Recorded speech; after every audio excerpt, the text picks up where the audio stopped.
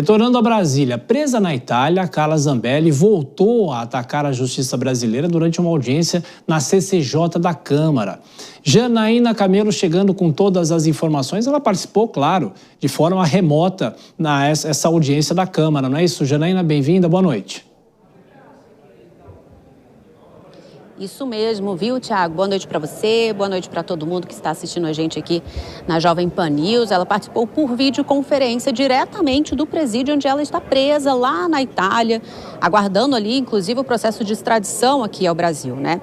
E esse depoimento na CCJ faz parte do processo ali de pedido de cassação do mandato dela de deputada federal, porque ela foi condenada no STF e ali na condenação, no caso da invasão ao sistema do CNJ. E na condenação foi pedido também pelo STF a perda do mandato dela de deputada federal, mas isso precisa passar aqui pelo rito da Câmara dos Deputados. Então, o que Carla Zambelli disse nesse depoimento hoje, Thiago, ela disse o seguinte, que inclusive está passando por complicações de saúde, chegou a chorar, lembrando do filho e da mãe dela, dizendo que os dois foram proibidos de usar as redes sociais por ordem do ministro Alexandre de Moraes.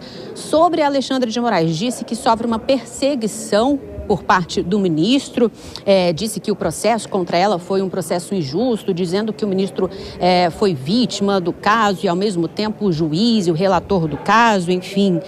Sobre também Walter Delgatti Neto, o hacker, que também foi condenado com ela nesse processo por invasão no CNJ, ela disse que foi enganada por ele. Mas só relembrando que Walter Delgatti já disse, inclusive na CCJ aqui, né, ele é réu confesso, ele foi condenado depois de ser réu confesso e disse aqui na CCJ que ele foi contratado, sim, por Carla Zambelli ali, num serviço para invadir o sistema do CNJ. Ele só lembrando que na época, quando essa invasão aconteceu, foram apresentados ali, foram inseridos vários documentos falsos, inclusive o mandato de prisão contra o ministro Alexandre de Moraes, e nesse caso, Carla Zambelli foi condenada em junho no STF a 10 anos de prisão, inicialmente em regime fechado. Agora, esse pedido de cassação, esse processo de cassação do mandato dela, Thiago, vai aguardar um pouquinho, vai esperar um pouquinho, porque ainda precisa ser apresentado o parecer do relator e ele ainda aguarda mais algumas informações que foram pedidas ao STF com relação a esse processo, do qual Zambelli foi condenada. Depois ele coloca esse parecer para votação na CCJ, a CCJ vota e aí esse caso vai para o plenário. E aí no plenário, então, os deputados federais ali vão precisar deliberar sobre esse assunto. Precisa de maioria absoluta para que o mandato de deputada federal de Carla Zambelli seja, de fato, cassado. Tiago. Pois é, são dois os processos, a questão dela como parlamentar e também a situação judicial dela na Itália. Você volta daqui a pouquinho.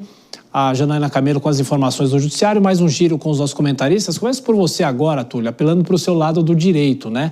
A situação dela jurídica na Itália e essa situação na Câmara dos Deputados. E uma dúvida até, obviamente uma pergunta de leigo, ela poderia ter participado de forma remota dentro de uma prisão na Itália, aqui para o Brasil?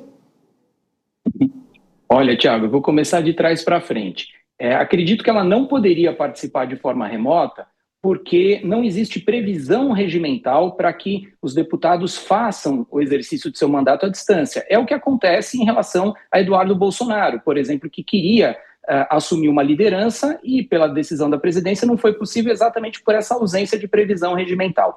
Agora, o caso de Carla Zambelli é um caso muito curioso, Thiago. Por quê? Juridicamente, a situação dela é muito ruim, porque o crime que ela foi condenada não é um crime tipicamente político, é uma invasão a um sistema oficial público e a adulteração de documentos. Resta saber se foi cumprido ou não o devido processo legal. Então, me parece que existe uma correlação jurídica entre o que aconteceu no Brasil e a Constituição italiana. E essa correlação é o que permite essa prisão temporária dela e, posteriormente, a extradição. O problema é que a extradição também é um processo político, ele não é só um processo jurídico, precisa das duas decisões. A Itália precisa acatar juridicamente a extradição e politicamente. E no campo político aconteceu um fato muito curioso, qual seja, inicialmente Carla Zambelli era uma personagem radioativa, nem os bolsonaristas mais estavam apoiando ela. Só que lá na Itália, um deputado de esquerda, Angelo Bonelli, colocou a questão da Carla Zambelli como uma bandeira de honra da esquerda. E o que fez? Jogou luzes sobre isso, chamou a atenção e aí provocou a direita italiana. Veja só, a primeira-ministra, que é de direita, né, tem inclusive um perfil alinhado ao Donald Trump, já escalou Matteo Salvini, que é o seu primeiro vice-ministro, para visitar a Carla Zambelli. Não nos esqueçamos também que tem a questão do protagonismo internacional do Supremo Tribunal Federal. Então, aquilo que parecia ter as favas contadas, aquilo que já parecia líquido e certo, pode ter uma reviravolta por causa desse componente político, que virou uma briga da direita e da esquerda na Itália. Por essas e por outras, eu acho que muita água vai rolar debaixo dessa ponte ainda, Thiago. E Dora, e por falar em componente político, no caso dela aqui na Câmara dos Deputados, é uma questão política a cassação do mandato. Mas, ao que tudo indica, tudo vai sendo levado em banho-maria, não é?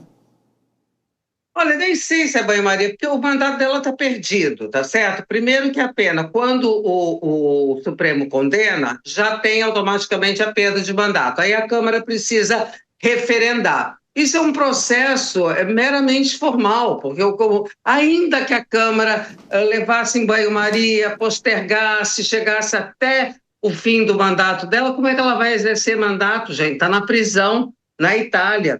E ainda também que ela não seja extraditada, ela vai ter que cumprir essa pena em algum momento, ou em casa, ou na Itália, ou na prisão. Portanto, o mandato já é uma fava contada. Foi lá uma comitiva outro dia visitá-lo, o senador Flávio Bolsonaro, até num mau momento, porque ali, pouco antes da PEC da blindagem ser aprovada, ele elogiou a PEC, disse que era uma PEC da sobrevivência. Então, enfim, uma confusão. E aí, quando ela está tão desgastada que quando o deputado Eduardo Bolsonaro está se colocando na direita como uma figura tóxica, se fala em zambelização do Eduardo Bolsonaro, ou seja, aquela coisa de deixar de lado a vida política dela é aqui, esta está acabada.